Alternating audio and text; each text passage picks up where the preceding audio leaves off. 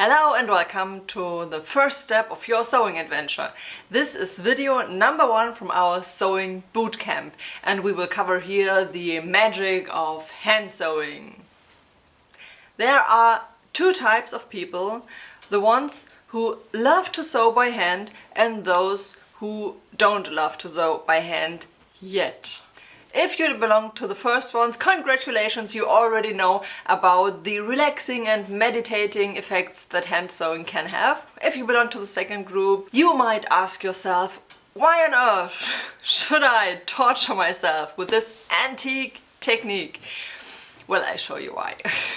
There are several reasons to consider this. I am not telling you to sew a whole skirt by hand, although this can be fun and I have done it and it's really cool, but no, that's not what I'm talking about. Sometimes it just comes in so handy if you know how to sew by hand. For example, if you have a very delicate fabric and you are afraid that if you put it under your machine, then your machine will kind of eat it up and waddle it around the feed dogs, and you have a hell of a time to pull it out there without tearing it.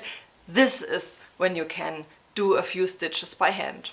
Or if you have finished the raw edges of a quilt or of some other fabric with a bias tape, and then you want to finish it, it's so much neater and tidier if you do the second seam just by hand, so nobody can see the stitches and you're not just hammering it down with your sewing machine. It might be even practical to have an emergency sewing kit on you for example, you are at your sister's wedding and an important button comes off and right before she has to go down the aisle, and wouldn't it be great if you would be the person who's able to just fix this and kind of save her day. So there are many reasons to know how to sew by hand. You don't have to do it every time, you don't have to do every seam you want by hand, but it's just so handy if you know what you're doing. So without further ado, let me show you how it's done. So these are our weapons of choice for today. First of all, we need some needles. I have a few kinds of needles here. These are embroidery needles. The big advantage of those are they have quite big eyes, and it's quite easy to get a thicker thread through the eye. I really love to take bundles of several sizes to have something to choose from. There's kind 1. Kind 2 would be the big eye quilting needles. I like those for sewing very fine fabric.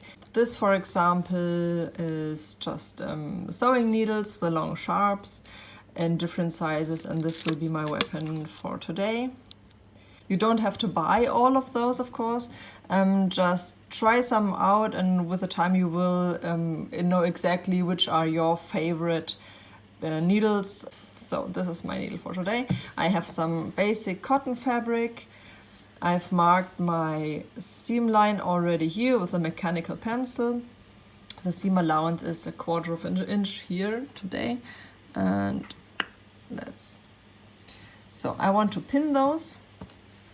There are different types of pins. This is a needle with a waxed head. I don't like those very much because they melt when you iron over them, and I don't want to have the mess on my iron board. I prefer the glass head needles.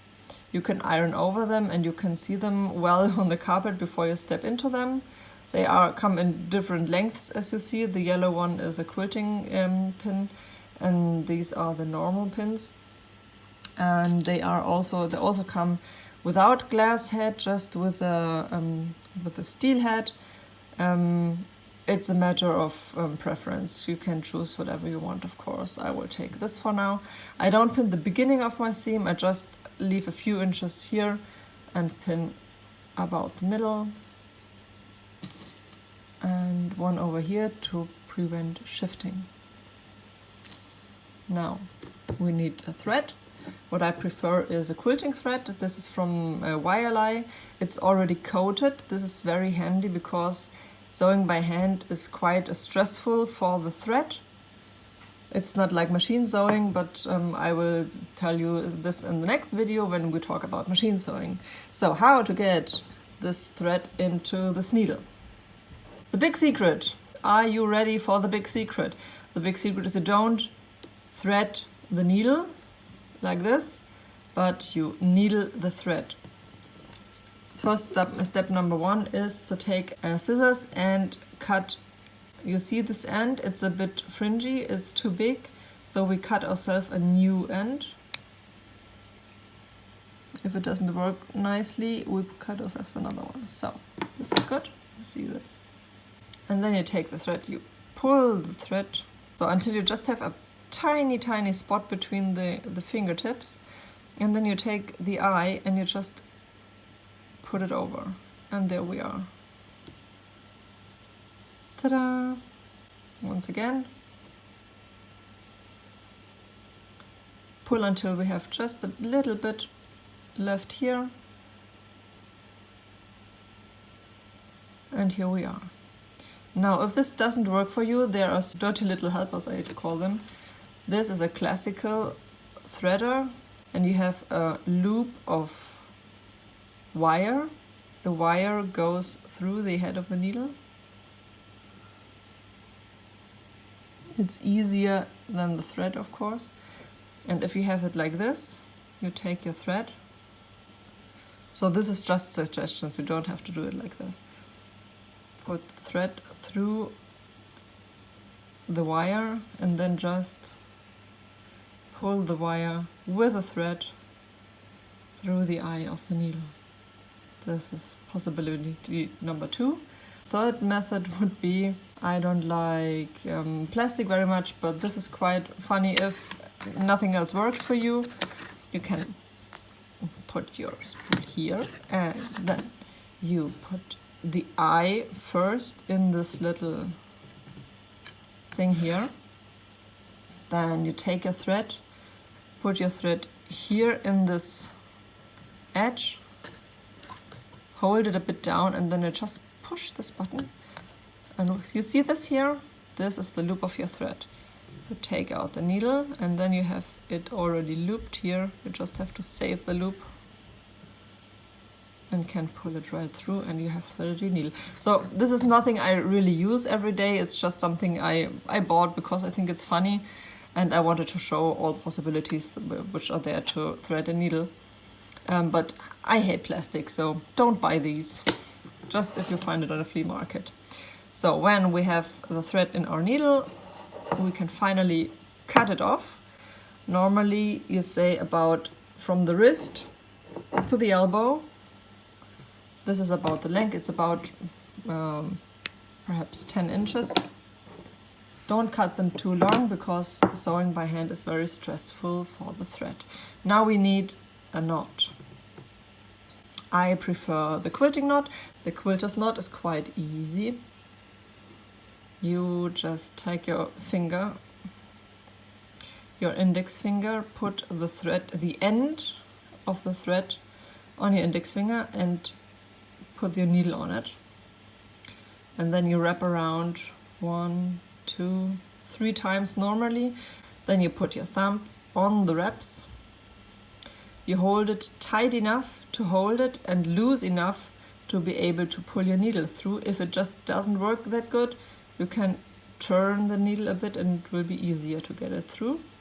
And then you just pull, pull, pull. You still have your wraps between your fingertips. Pull, pull, pull, pull, pull, pull, pull. Until you have here your beautiful little knot. I'll show you again. End of the thread on the fingertip. And then you make 1, 2, 3 wraps. This is about 1/4 of an inch or a centimeter if you prefer this. You hold it tight, but not too tight. And then you just pull it through to create your knot. Now we can start sewing. Oh, I always, I prefer a thimble. I like those ones because they are open, they work with even longer fingernails. You can adjust the width in here, so I love those. There are different types. This is a coin thimble. You just have the coin here. You can make it more tight if you want to by just sewing here a bit, but I don't like these. It's just, those are mine. It's always the same. Try some different out and you will find your most favorite thimble. The only thing I really do not like are those bucket-shaped antique ones, because I can't sew with them. So we start at the beginning. This is our fabric. It's not 100% laying right, but we will ignore this for now. So if there's no pressure on the seam, I love to do a running stitch, which is just over, under, over, under, over, under, until I have a few stitches on my needle, and then I just pull the needle through. Don't pull too tight because it will gather. Always make a movement like this, and you can do a running back stitch when you take a few stitches, and then do one back stitch. Just put the needle in here after the thread, but put it in before the thread, so you have a bit of securance every few stitches. Like for the needle, pull it back, make this movement, take away this.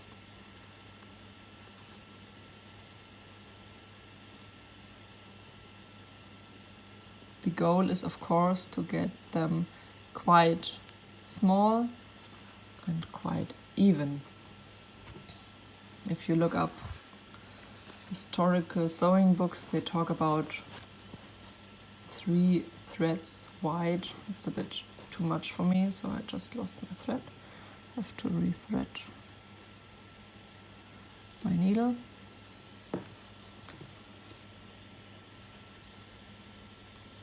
And then I just keep on sewing here.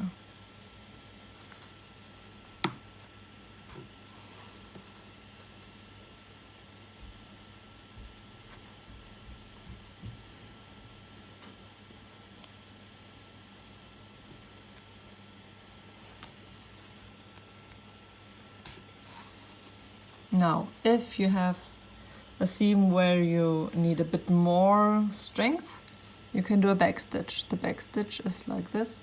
If here is the thread coming out of your fabric. You stab your needle behind the thread. No, it's in front of the thread. Come out behind the thread like this. Pull through, and then just go behind the thread. No, it's in front or behind? In front of, behind. There, where this stitch ends, you go in there and you just come out on the other side. Like here. This is much more sturdy and much more secure and much more slowly. So do this. So I tend to avoid this seam, because it's very slow. If I have to do something in backstitch, I prefer my sewing machine, to be honest. Mostly because I might like the side of the seam on the front, but I certainly mostly don't like it on the back, because it's always not tidy enough for my perfectionist's eye. So I prefer the running stitch if I can. Okay, put that out. Now we have the last few stitches. So at the end of your seam, there are of course several possibilities. You can just make 2 tiny back stitches on one point. Just go a second time over this exact stitch, and maybe pull your needle through the loop of the second stitch and cut it. It would be okay. If you want to make a knot, you can do a sashiko knot, where you take the thread wrap it around the needle 1 or 2 times. Pull the wraps down on the fabric. Put your finger on the fabric and pull it through. It's basically like the quilter's knot, but just at the end of the seam. Here we are. Always, yeah, I've done better, but you get the idea. This one really bothers me. It's okay, but don't focus on the bad stitches, focus on the good stitches. And this is how it looks from the inside. You see, I can pull, it's not coming out. This is a secure seam. And this is how you would sew a seam by hand. Now, the ugly truth is sometimes you have to undo a seam again. And I think I will just show you how this is done too, because why not, right? So do yourself a treat and a favor and buy yourself a beautiful seam ripper, because seam ripping itself is mostly annoying and it's much more fun if you have a beautiful and well done seam ripper. So the first few stitches, the goal is to cut the thread but not in the fabric. You can do the very first if you have secured them like this separately, but if you have to undo a long seam, you turn your seam ripper and take the ball pointed end, insert it here and just go through your seam. You don't have to unpick every single stitch separately, but you just go through the seam, and because you use the ball pointed end on the fabric, you're not able to make a hole in the fabric.